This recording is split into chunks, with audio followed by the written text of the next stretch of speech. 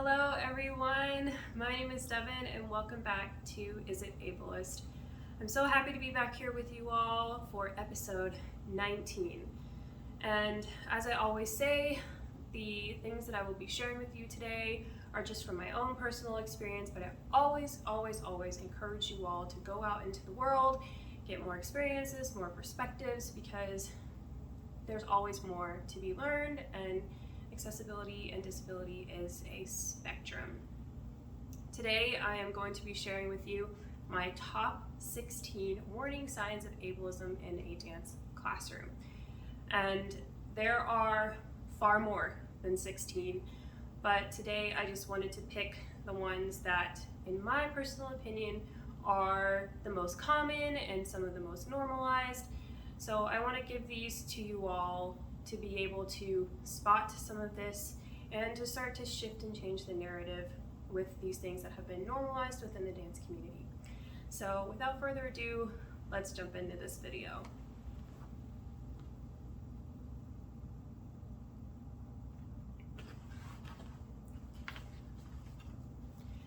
So before we jump into my top 16 warning signs, I want to say that some of these will probably just sound normal to you all, simply because of the normalization of ableism within our culture as a whole, not just in dance.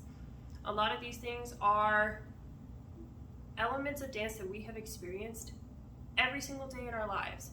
So because of that, these are just going to sound like standard parts of being in a dance classroom. And ultimately, that's what needs to shift and change, to bring the education, to bring the knowledge that these things are in fact harmful, they are in fact ableist, and they need to be shifted in terms of normalization. So I just want to say that just in case any of you all might be wondering, why is that a warning sign? And of course I will explain why this is a warning sign as well. So I just wanted to say that before I jump into this list.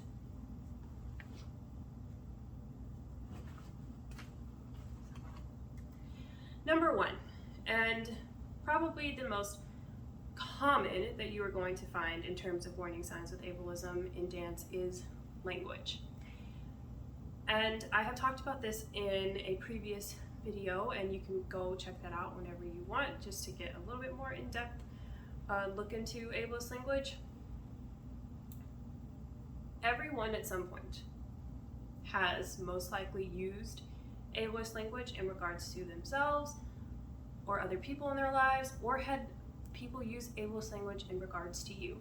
And ableist language is not something that is just contained to disabled people. It is something that is so normalized within our culture that we use it in reference to pretty much everyone.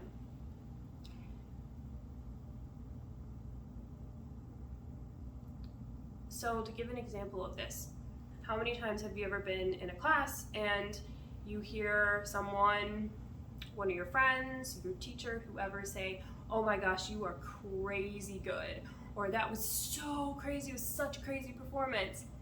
That's an example of ableist language. The word crazy comes from a very negative place in describing people of mental illness, and it is a word that is used very commonly all the time as a substitution for saying what we are actually trying to say.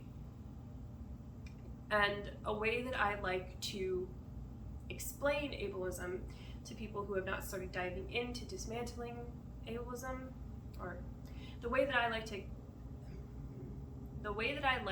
explain ableism the way that I like to explain ableist language to people who have not started diving into it for themselves is that ableist language is often a substitution, and I like to compare this to contractions in the English language. So to give an example, don't, which of course is a contraction for do not. We could say do not all the time, but most of the time when we're just speaking in general, we usually say don't. It's a similar thing in terms of ableist language. So going back to using the word crazy, what are we trying to say? That someone is mentally ill. But instead of saying mentally ill, we just say, oh, she's crazy, he's crazy, they're crazy, when in fact we're trying to say that this person is mentally ill. So just to kind of give you something to understand what is contributing to the normalization of ableist language. So if you are going into a class and you are hearing things like crazy, insane, stupid, dumb, even smart, depending on the context that it's being used, the use of the five senses in terms of can everyone hear me, can everyone see me, things like that, those are big red flags in terms of ableism and ableist language. Number 2 is consent. And consent is something that is not normalized within the dance community. There's a lot of context that this can be talked about, but the context that I'm going to talk about it in today is primarily in terms of touch and well-being with dancers and how that translates over into ableism and with disabled dancers. It's not normalized for educators to ask their students consent before touching them or before making certain assumptions about them, or just consent in general is not normalized within the dance community, and that is something that needs to change. I personally have experienced this quite a lot throughout my career because of my disability. With having a visual disability, the kind of default assumption is that, oh, okay, you can't see me, then I probably need to touch you to help you understand what I'm trying to communicate to you. I do love tactile feedback. I do. There are some things in dance that I do not understand unless it is taught to me through tactile feedback.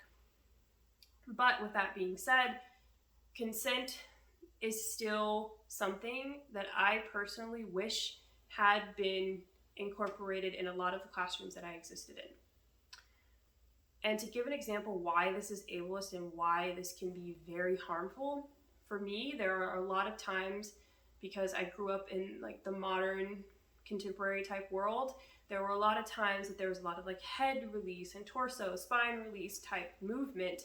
And when I didn't understand something from that perspective, I had a lot of teachers who would push my head and push down on my back and different things like that.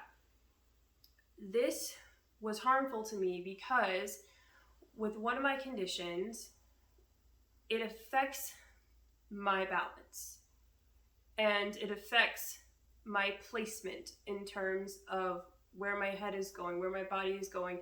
It's the reason why I don't have strong balance and why I will never have strong balance until there is a cure for it.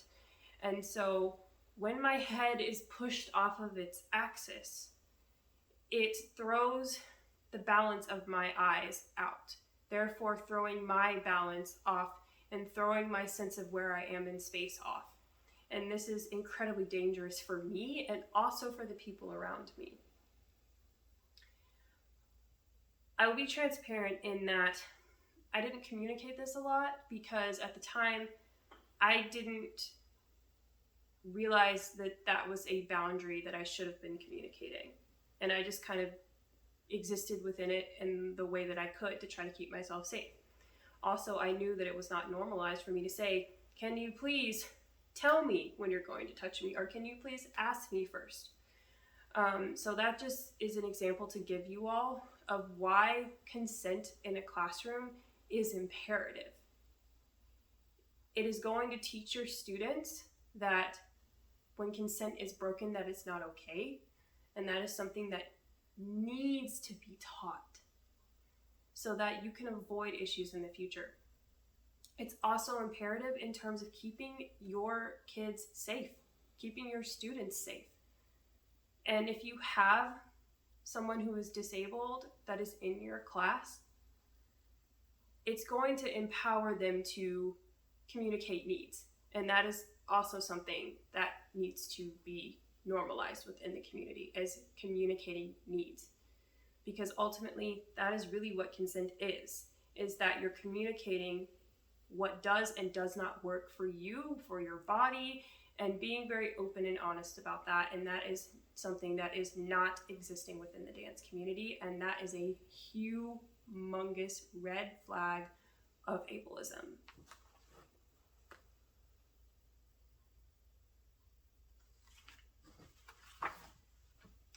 Number 3, asking questions. This is probably one that may seem a little bit confusing, but being in a classroom where you are allowed to ask questions is imperative for the success of your students, especially if you have disabled students. There have been many times throughout my experience as a disabled dancer that I have taken classes with instructors who said, watch first before you ask me something, or just watch, period, or please don't interrupt me by asking a question, or not allowing questions whatsoever, figure it out, or being seen as a know-it-all by asking certain questions, particularly questions that are very, very detailed, and kind of being plagued as, and just warning, as a smartass in class. So for these reasons, this is why this is a huge, huge issue and a huge warning sign of ableism, because questions are just that, questions. And questions essentially, a lot of the time, are an expression of needs. Usually when you're in a dance class and someone is asking you something, it's because there's something that they're not receiving from you, or there's something they're not clear on. And in the realm of disability, asking questions can be the difference between whether you understand something or not, whether you're communicating or not, sometimes whether you're injured or not.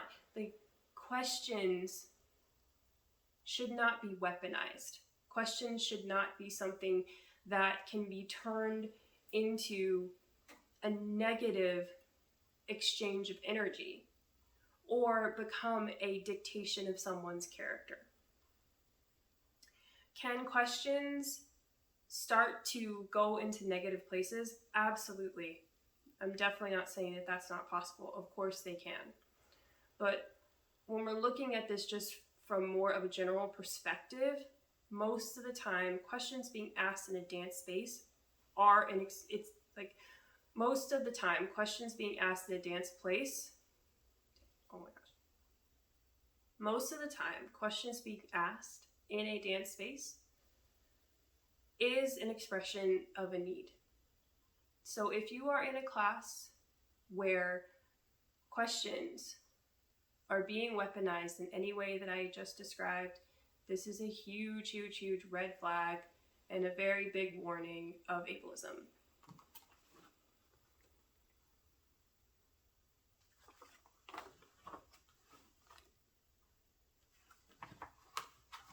Number 4, showing and telling movement.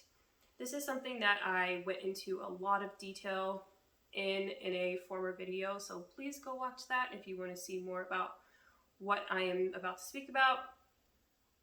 The reason that this is a warning sign is that teaching dance is often taught through a visual perspective most of the time. And for people who may not be visual learners, or for people like me who have a visual disability, this makes dancing almost impossible or very difficult. And this is incredibly ableist. And this is probably one of the most common forms of ableism that you're going to run into in terms of the dance world, because dance is inherently ableist, just in the fact that it is in a lot of ways considered a visual art form. So if you are in a classroom where you are being expected to just watch as a form of picking up information, again, if you are asking questions and they're not being answered, or that's being weaponized against you, if there is not space that is being given for you to learn in the way that you need to learn, this is a huge red flag of ableism. Because if you are with an instructor who is solely teaching from one perspective and is only allowing space for that one perspective or two perspectives, whatever it may be, this is an ableist classroom that not every single person that walks in the door will be able to exist in.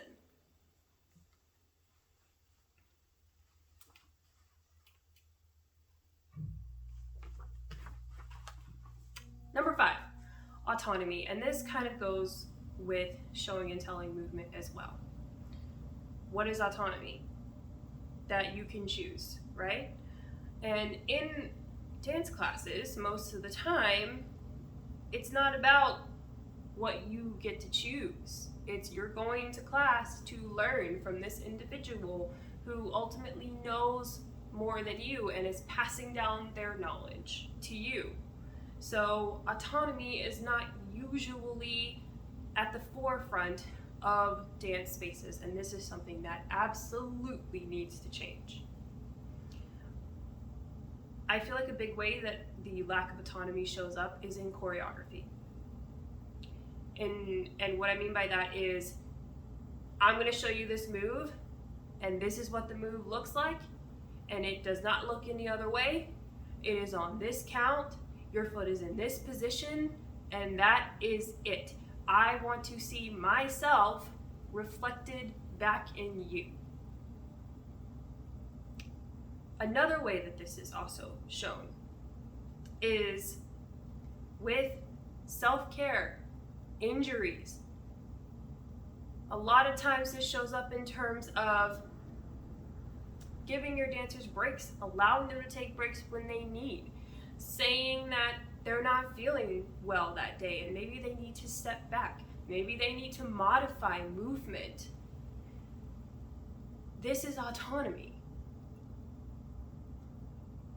When that autonomy does not exist in the space, and yet in the place of autonomy are expectations, this is another red flag, a huge warning of ableism. Autonomy is a normal part of the human experience, but through a lot of things, capitalism, the system that we all know is not working for us, autonomy has been taken away from us little by little by little. And by dismantling this, that is how we're going to get it back. And in dance spaces, allowing people to be who they are when they come in, and also realizing that you do not know more about a person's needs than they do, is what will start to shift this. If you have disabled people in your space, you will never know what they need more than they do. And this honestly goes for able-bodied and disabled. But if you have disabled dancers and they know I need to take a break every 30 minutes, then they should be allowed to take a break every 30 minutes. If you have someone in your space who has an injury, maybe it's a new injury, old injury, whatever, and they know that they can't do that split, that it's going to have to be something else that works better for their body so that when they leave class they're not in pain, then that should be present in the space. A lack of autonomy is a red flag of ableism.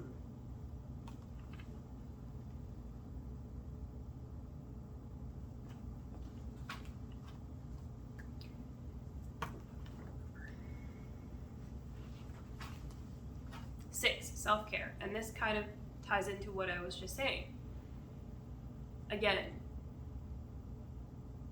the assumption that educators know more about what their dancers need in the space than they do is dangerous. Because at the end of the day, you cannot know more about another person's needs than they do. Also, if there is not an open line of communication to express needs, that is also very dangerous. If there is not an awareness to self-care and how this connects to dancing, this is dangerous, physically, mentally, and emotionally. Most of the time as dancers, we are not trained to take care of ourselves. We are trained to do the exact opposite, which stems from capitalism of do whatever it takes to be successful. Do whatever it takes to get in with that choreographer. Do whatever it takes to get hired. There is not the emphasis on that none of that matters if you're not okay.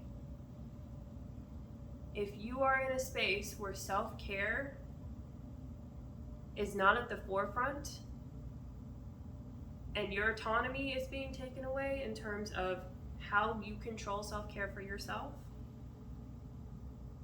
this is ableism in one of its purest forms.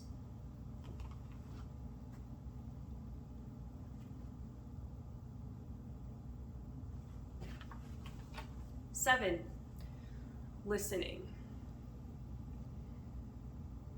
This is another one that is huge. And not just for ableism, but for the changing of what is not working in our world. If you are in a space where your needs and just your voice in general is not being heard, this is ableist. And as disabled dancers, communication about needs, if we feel comfortable communicating those needs, is imperative for us to be able to succeed and to be able to exist in certain spaces.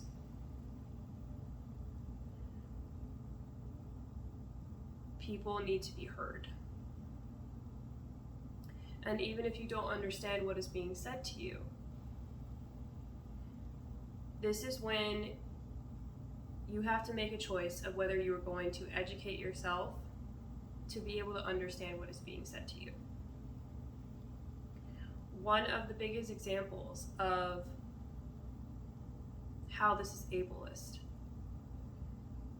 is expressing needs to an educator. They listen to those needs temporarily. And then you go to a class with them, second, third, fourth time,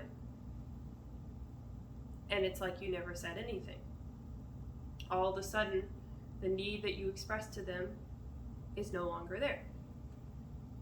Another example is needs only being acknowledged based off of proximity.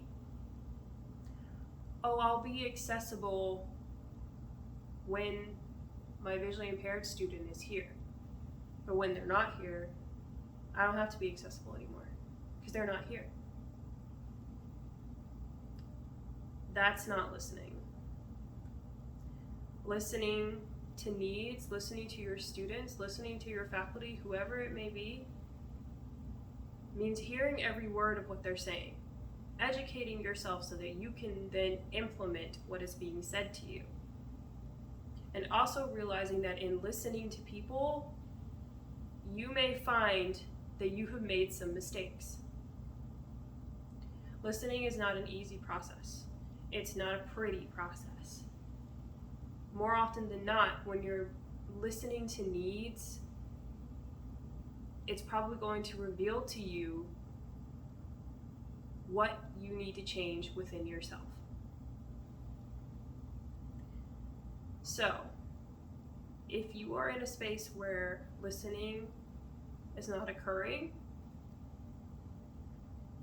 this is one of the biggest warning signs of an ableist classroom that you could ever encounter.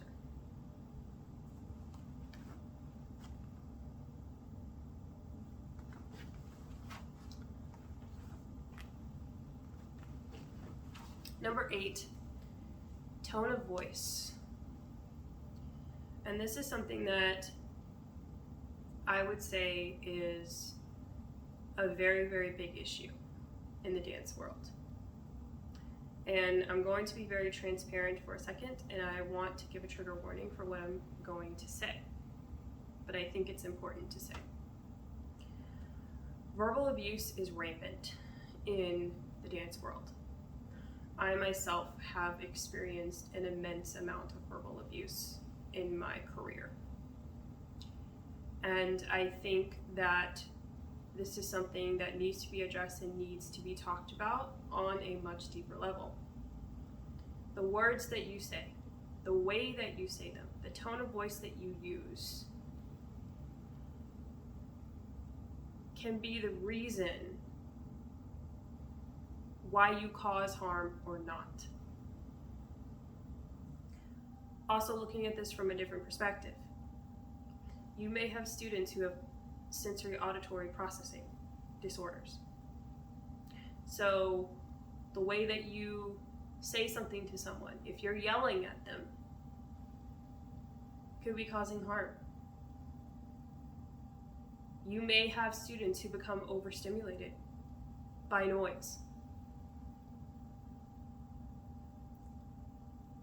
You also may have students who have mental illness or trauma.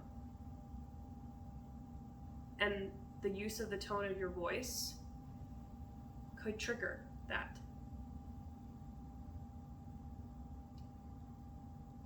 Pay attention to the way that you're speaking to your students, to the people around you, because it's more important than you may think. There's a lot of times that teachers will yell as a form of motivation, yell as a form of excitement, without keeping in mind that this may be harmful to people that are in the space. The volume of your voice and the tone of your voice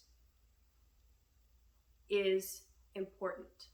So, educators, I highly, highly, highly suggest that this is something that you are mindful of when you're teaching.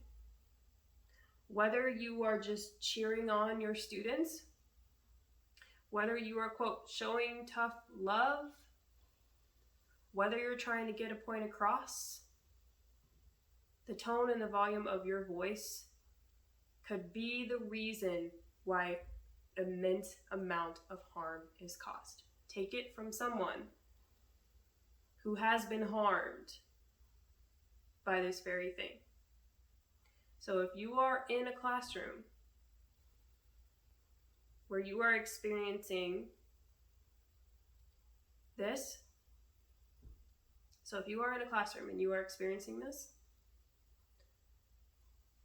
this is another red flag.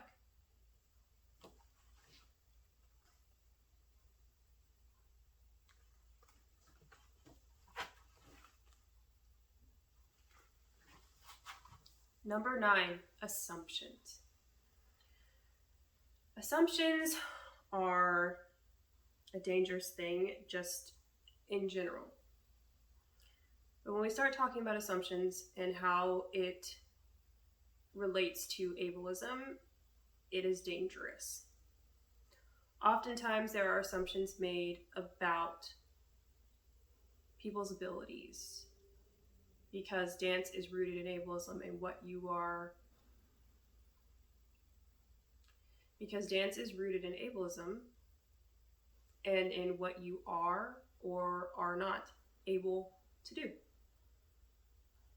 And a lot of these assumptions are made from watching someone. Also, a lot of ableism is rooted in what can and cannot be seen. So, it is more easy than not to make assumptions about what your students need, what they don't need, what their level is and what it's not, what they do and don't understand.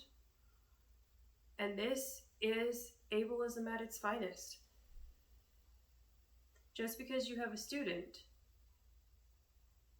who is still struggling with something on the left side after you've explained it 3 times, making the assumption that they just don't get it, or that they're dumb or slow, is ableist and harmful.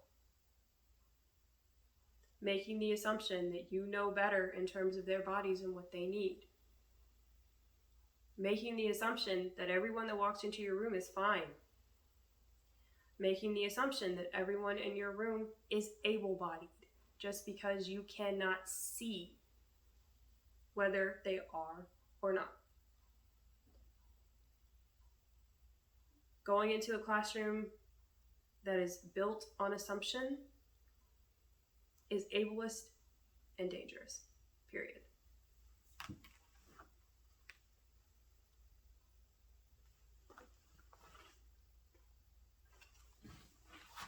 Number 10, centering.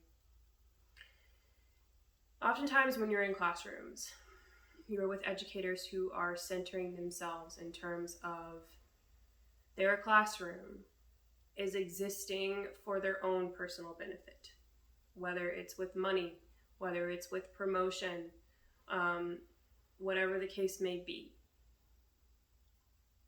If you're in a classroom where you're with an educator who is centering themselves for those reasons, or for reasons like that they truly believe that they are above you and that you are not equal in humanity, this is an ableist issue. As educators, you're not put in that position to create hierarchy. And that is what more often than not is what exists within dance spaces. I am the teacher. I am the educator. I know more than you do, and I'm taking what I know and I'm passing it down to you. You are paying my bills. I'm taking a video of you because I can therefore promote myself. This is all centering. None of that is rooted in the well-being of your students. You centering yourself could be the reason that you end up causing harm to your able-bodied students and your disabled students.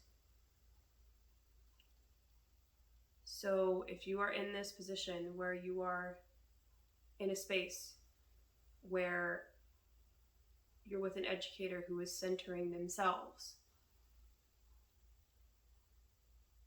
this is an ableist issue.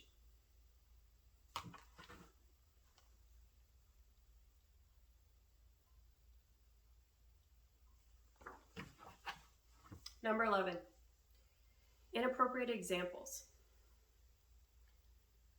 As a disabled person, there are many times where I have been used as an example in dance classes and it was completely inappropriate.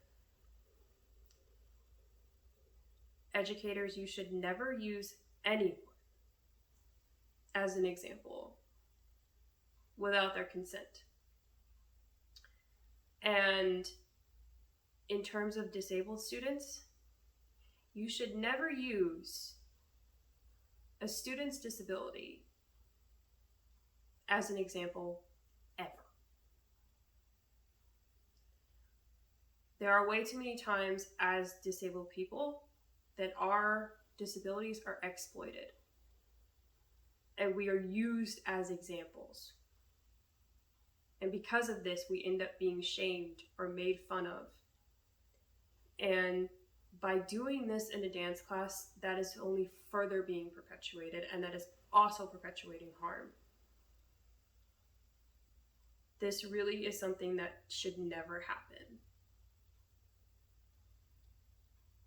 please do not use your students' disabilities as examples to explain anything.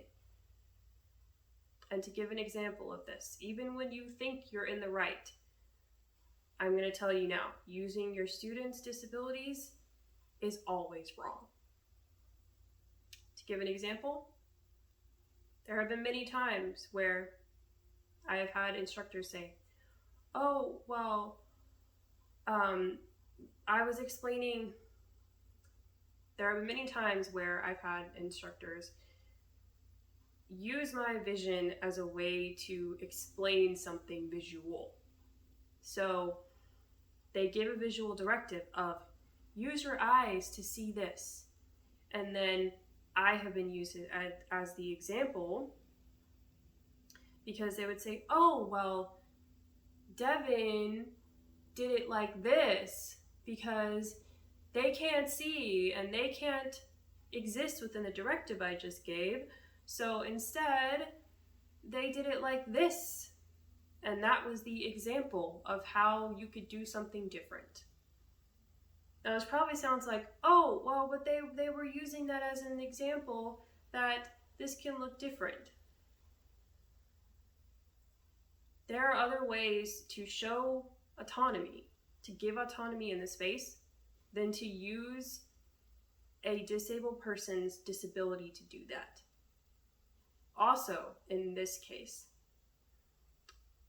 that was a blatant way of showing that a visual directive was given and I could not participate within that visual directive. So that was an admission of ableism.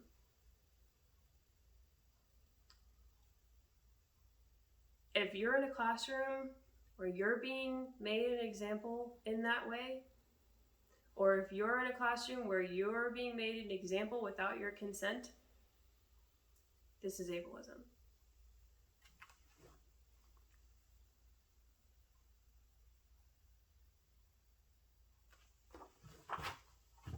Number 12, lack of check-in. This goes along with self-care as well.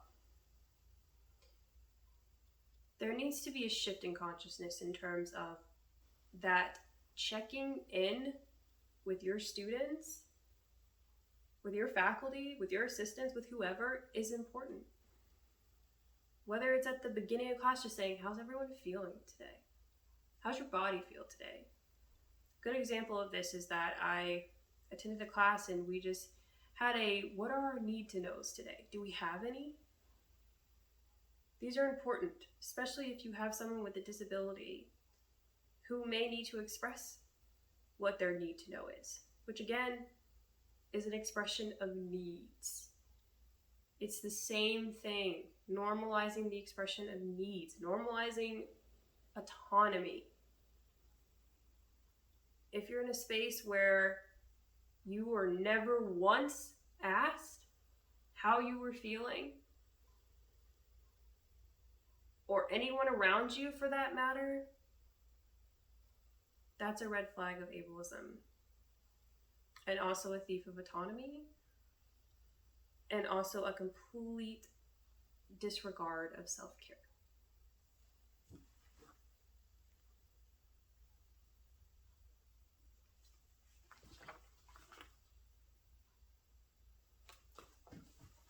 Number 13, teaching solely from a visual perspective. Dance, a lot of the time, is taught solely from a visual perspective. If you're in a classroom where you have an instructor who is telling you to just watch, if you're in a classroom with an instructor who is going out in the middle to demonstrate the combination and says, everyone watch me. If you are in a classroom with an instructor who is doing very small, intricate movement and is not using any verbal description to support that. If you are in a classroom where you were only shown something once and expected to be perfect, and to get it and understand it, that is teaching from one perspective, the visual perspective. Watch and learn. Watch and learn is ableism. There is not one singular learning type. And by doing this, you are excluding everyone else outside of that. This is one of the roots of ableism in dance. Dance is not solely visual.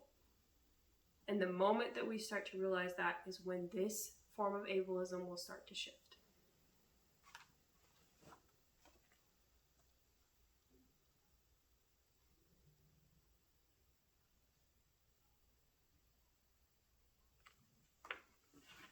Number 14, respect of physical, mental, and emotional boundaries in space.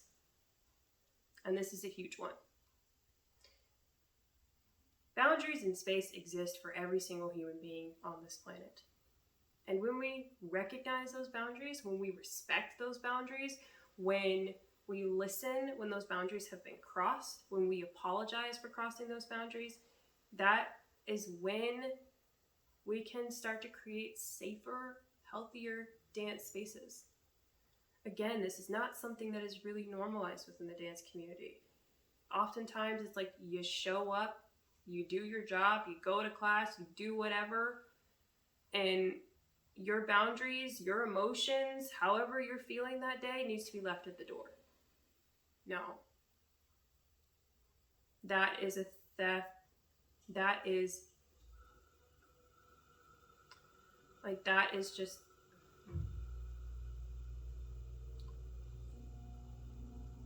that is robbery of autonomy. It's also robbery of expressing needs. Oftentimes, needs are also an expression of boundaries. We all have boundaries. Some that we speak about, some that we don't. But when we start talking about disabled dancers, or just dancers in general, boundaries, more often than not, are what keep us safe, mentally, emotionally, and physically. If you're in a space where boundaries are not respected, and there's not an open line of communication with that, this is harmful and incredibly ableist.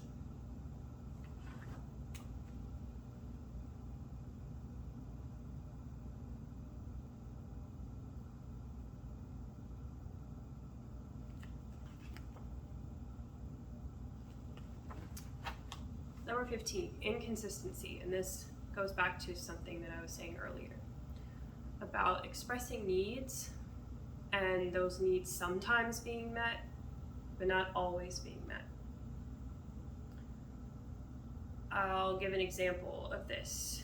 I had a conversation with an instructor one time about needing them to come closer to the camera for me to be able to see details and gestures. And we spoke very openly, and it seemed as if my needs had been communicated well. The next class that I took, it was amazing. They did it. I felt more confident in class. But that was the only class that they did it in. In all of the classes following, it really never happened ever again. And for me personally, that communicated back to me that either my needs weren't important enough for consistency, that they were not truly understood, that there's a lack of education, or that the listening at that point in time was not truly listening. Inconsistency implies that you don't care. Whether or not you see it that way, whether or not you recognize that, being inconsistent about needs that have been directly expressed to you shows that you don't care, or that you're uneducated, and that you don't realize that consistency is important. If needs are expressed to you, be consistent. Now, I want to preface this by saying, no one is perfect, even educators that you express needs to. So sometimes it may not be a good day, and sometimes those needs can get lost in that. It happens. I take classes with people that I've very clearly communicated about needs with, and there's some days where maybe their verbal description isn't as strong as it was 2 weeks ago because it was a long day or it was a bad day. That happens. So I'm not saying to take away your humanity. But what I am saying is to care.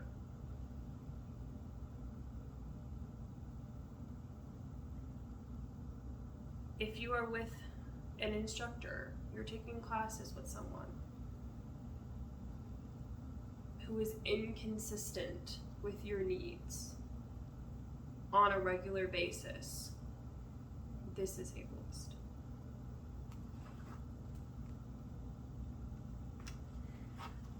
Number 16. Do they care? Caring about your students, caring about your faculty, caring about whether or not your space is accessible to everyone is the root of all of this. Being in spaces where you feel taken care of is critical. Being in spaces with educators who are dedicated to educating themselves on how to take care of everyone in the space and how to take care of themselves is critical. Care is accessibility. And as a disabled person, I can honestly tell you that on the most basic human level, I just want my dance educators to care about me. To care about me enough to want to open their spaces more, for me to exist in it in the best way that I know how. Caring. Caring is education. Caring is dismantling. Caring is accountability. Caring is sometimes having to say that you're sorry. Caring is not pretty. Caring is the process to a better world.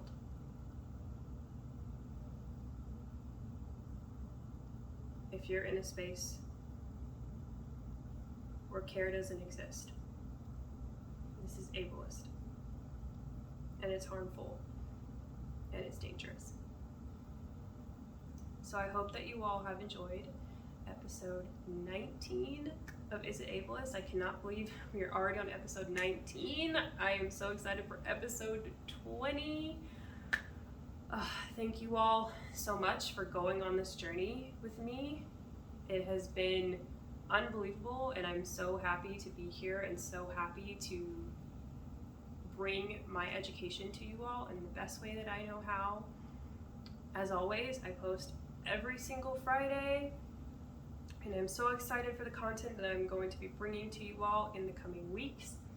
If you have any feedback, if there's any topics that you would like me to talk about, please feel free to message me, contact me any way that you can, because I'm always open to feedback in order to bring you the best education about ableism and disability that I can. So I hope that you all have a good day, and I will see you right here next week. Bye.